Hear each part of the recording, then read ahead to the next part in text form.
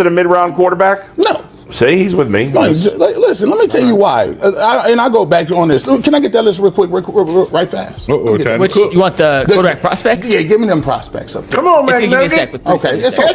It's okay. I'm going to set that up. Listen, you take a look. You got Mendoza. Now, mind you, I always tell people, I do not have to sit up here and tell you Mendoza is garbage just to say I still believe in Shedeur Sanders. So you could do two things at once, right?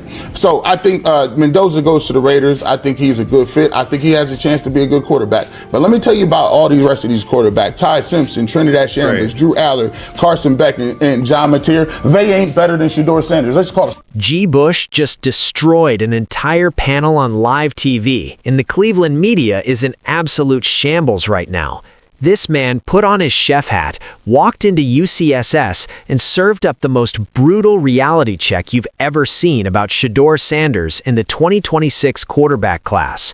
We're talking about a complete annihilation of every argument, every comparison, and every lie the local media has been pushing about replacing Shedeur. And the craziest part, he used the number 2 overall prospect's own words to prove his point. By the time G. Bush was done cooking, the entire panel was sitting there speechless, trying to figure out how they got exposed that badly on camera.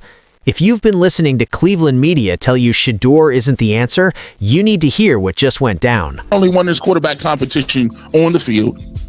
He won the competition off the field and on the mic. But there's a lot of people that thought we was going to let y'all get that off. We wasn't going to let you get it off like that, man. We weren't going to do it. Because let me just tell you something. I was a little perturbed the last couple of days. Because I don't like how y'all try to put your thumbs on the scales. I didn't like it. Local media, it was nasty work. You guys try to put your thumb on the scale and weigh it down and try to be like, oh. So picture this scene. G. Bush walks into the UCSS studio, and you can already tell something's different today. He's not in the barbershop where he usually breaks down film and talks football. Nah, today he's got his chef hat on, and he's ready to cook.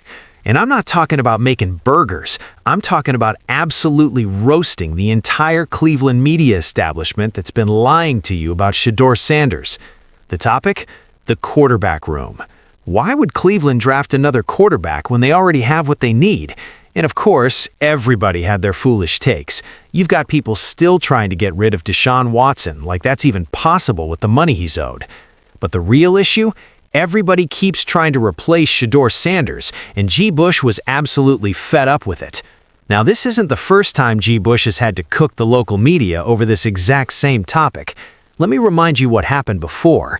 He went off about how the Cleveland media was trying to put their thumb on the scale during the quarterback competition. And I quote, "Local media, it was nasty work. You guys try to put your thumb on the scale and weigh it down and try to be like, oh yeah, actually really, I got Dylan Gabriel winning this matchup." He literally mocked them, saying they acted like Dan Marino came out of the stands and told Dylan Gabriel he was the greatest quarterback he'd ever seen. Then he hit them with the truth bomb. Shedeur Sanders not only won this quarterback competition on the field, he won the competition off the field and on the mic. That was nasty work, as he called it. The media had already shown their bias, already shown they don't want Shedeur to succeed. But G. Bush wasn't done then, and he definitely wasn't done today. So the discussion starts heating up about whether Cleveland should draft another quarterback, and that's when G. Bush asks for the list. He wants to see the quarterback prospects for the 2026 draft class, and when they put it up on screen, that's when the real cooking began. Now pay close attention to what happens next, because this is where the entire argument falls apart. G. Bush looks at the screen and starts going down the list. He says, listen, you take a look. You got Mendoza. Now mind you, I always tell people, I do not have to sit up here and tell you Mendoza is garbage just to say I still believe in Shedeur Sanders. So you could do two things at once, right? That's important.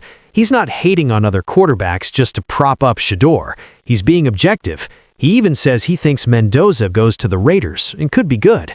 But then he gets to the rest of the list, and this is where it gets brutal. Ty Simpson, Trinidad Sanders, Drew Aller, Carson Beck, and John Mateer. They ain't better than Shedeur Sanders. It just comes with reps, just more reps and more experience. I said, hold on now. Let me get this straight. So you telling me a dude that is potentially the number 2 overall pick, who played bad against Indiana, willfully admitted that, hey, reps is a thing. I like that. I need more seasoning. You mean those things that Shedeur Sanders got none of before he was thrown into a game? Reps? Oh, yeah, those. I need to get it here at this level before I can even get to that level. Let that sink in. None of them. Not a single one. And he didn't just say it and move on. He broke down why. Let's talk about Drew Aller for a second, because G. Bush absolutely destroyed this comparison. He said Drew Aller has never been good at Penn State, not one time. They kept waiting on him year after year. Drew Aller this year? Nah, didn't do nothing. Drew Aller again? Didn't do nothing. Then he gets specific. He's nice, he's tall, he looks the part, he got a strong arm, but besides that, I can't give you his production. I can't give you the way he played in big games. I can't even give you the fact that this guy looks competent when he's playing against regular guys. That's devastating, because that's exactly what the media does. They look at measurables, they look at the physical tools, and they ignore actual production. They ignore how these guys play when the lights are brightest, and G. Bush just called them out on it. Then he makes it crystal clear. Shedeur Sanders is better than all of those guys right there. 2 through 6, he's better than all of them. And here's what makes this even more powerful. Nobody on the panel could argue with him. They were all sitting there like, yeah, we know. Because it's the truth. The local media knows it, the fans who actually watch film know it, but they keep having this same stupid argument anyway. So G. Bush asks the obvious question, why are we still trying to draft somebody?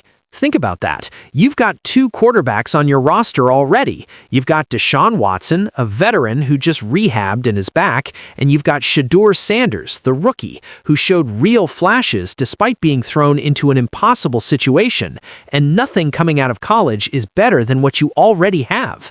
But here's where G. Bush really went for the throat. He brought up all the quarterbacks who were supposed to be in this draft class at the beginning of the season, the guys everyone was hyping up. Cam Ward, Quinn Ewers, Jackson Dart, all the guys who were supposed to be franchise quarterbacks, and where are they now?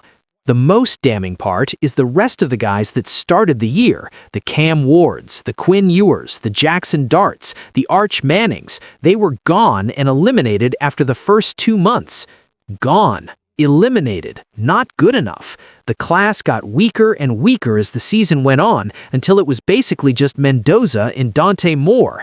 And then what happened?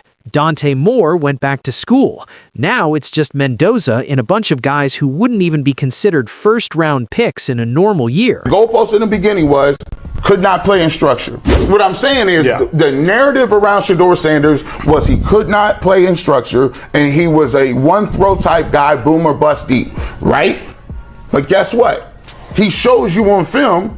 The next week, he's able to come out here and throw the ball on time. The next week, we talk about running backwards. The next week, he shows he can step up in the pocket. Cosell talked about it. There's multiple. I'm not the only one to say it. Chase Daniels talks about it. Multiple quarterbacks talk. But the Cleveland media, they still want to draft a quarterback. They still want to replace Shedeur. And that's what makes no sense. Then G. Bush dropped the most devastating point of the entire segment, and this is the part that should make every Shedeur hater shut their mouth forever. He talked about watching Dan Lanning and Dante Moore in the press conference after the Indiana game. Dante Moore, who's potentially the number 2 overall pick in this draft, admitted something crucial. He said, yeah, I made a lot of turnovers, and you know we can't turn the football over, and that just comes with reps. You know, just more reps and more experience. G. Bush paused and let that sink in. Then he said, hold on now, let me get this straight. So you telling me a dude that is potentially the number 2 overall pick who played bad against Indiana willfully admitted that, hey, reps is a thing? I need more seasoning. I need to get it here at this level before I can even get to that level. And then he connected it back to Shedeur. You mean those things that Shedeur Sanders got none of before he was thrown into a game? Reps. That's it right there. That's the entire argument in a nutshell. the number 2 quarterback prospect in the country, a guy everyone thinks is NFL ready, just admitted he needs more reps and more experience to cut down on mistakes. But Shedeur Sanders, he got 0 reps with the first team before being thrown into games. 0. He was the 4th string quarterback, lucky to get scout team reps, and then suddenly he's starting in NFL games against division rivals. Dante Moore, who's been the starter at Oregon, who's gotten every rep, every practice, every game plan built around him, still says he needs more time. But Shedeur is supposed to be perfect after 7 games with no preparation? The hypocrisy is insane, and G. Bush exposed it perfectly. He continued, "See, that's the problem, and that's the point. Reps count. What we got to start doing is understanding Shedeur Sanders played 7 games. You can't make no determination. You're not going to know if you should be married to somebody after 7 dates, 7 months." That's such a perfect analogy. 7 games. That's all Shedeur has played, and people are ready to give up on him and draft another quarterback? That's insanity. But wait, there's more to this story that makes it even crazier. G. Bush pointed out that if the Cleveland had the first pick in this draft, they would absolutely be drafting Mendoza. There's no doubt about it. But they don't have the first pick. They won their last 2 games of the season, both against AFC North rivals, and now they're picking 6th. And you know what's funny? G. Bush called that too. He said to Shedeur, "You want to ruin everybody's hopes? Go ahead and win them last 2 games." And Shedeur did exactly that. He won both games and knocked Cleveland out of position to draft a top quarterback even if they wanted to. But here's the real tea that G. Bush was spilling. The owner has already told you what's happening. If you read the tea leaves, everything the Browns have done indicates they're playing Shedeur Sanders in 2026. They made sure Deshaun Watson and Shedeur have a good relationship. After the Raiders game, Shedeur was going off the field specifically to find Deshaun Watson. They're building that mentor-mentee dynamic. The plan is simple. Keep Deshaun Watson on the roster as the backup. Let him sit there, collect his money, and mentor Shedeur.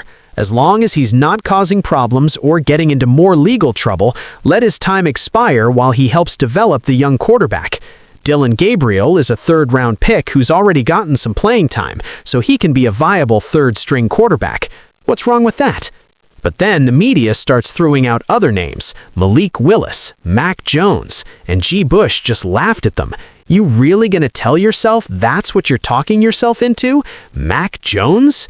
Even the panel had to admit it was ridiculous. When asked if Malik Willis is the answer for teams that need a starting quarterback, the response was immediate. Heck no. Get this team better because of his cap hit.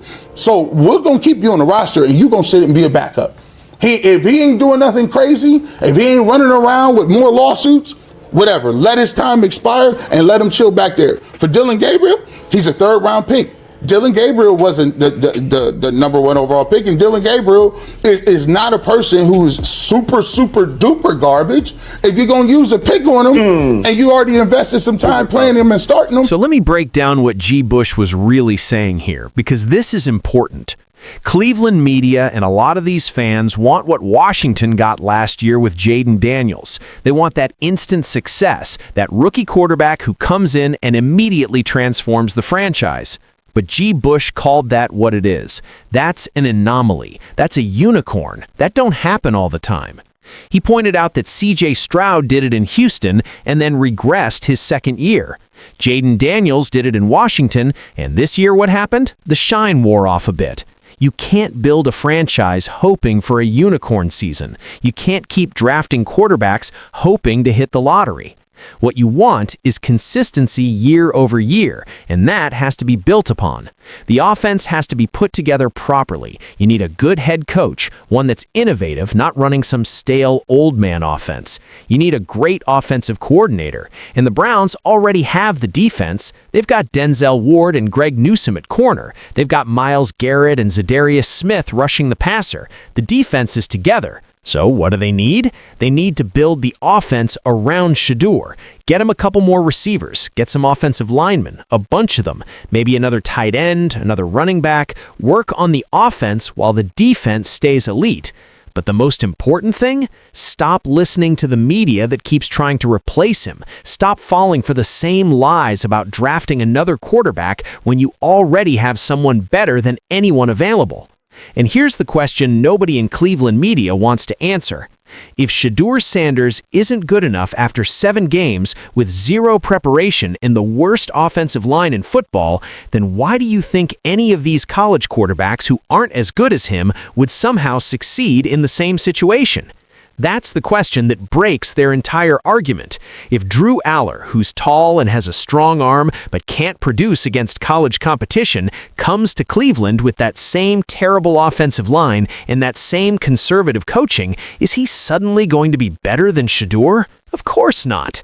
The reality is simple. Nothing coming out of college is better than what Cleveland already has. Shedeur Sanders showed more in 7 unprepared games than any of these prospects showed in full college seasons. And when even the number 2 prospect in the draft admits he needs more reps to improve, how can you criticize Shedeur for needing the same thing? G. Bush said it best. They ain't better than Shedeur Sanders. And he's absolutely right. Look, G. Bush didn't just cook on UCSS today. He served up a 5-course meal that exposed every lie the Cleveland media has been feeding you about Shedeur Sanders. From the quarterback comparisons to the reps argument to the future of the franchise, he broke it all down and left no room for debate. The Browns have their quarterback. They have a young, talented player who made big plays despite impossible circumstances. Now they need to build around him instead of trying to replace him with inferior options. So tell me in the comments, do you agree with G. Bush that Shedeur is better than every quarterback in this draft class? Are you tired of the media trying to replace him? And what moves should Cleveland make this offseason to actually support their young quarterback? Drop your thoughts below. If you made it this far, hit that subscribe button because we're covering every move Cleveland makes this offseason, and we're not letting the media get away with their lies about Shedeur Sanders. Hit the like button, turn on post notifications, and let's keep this conversation going. We're going to hold these people accountable for the nonsense they keep pushing. Peace out.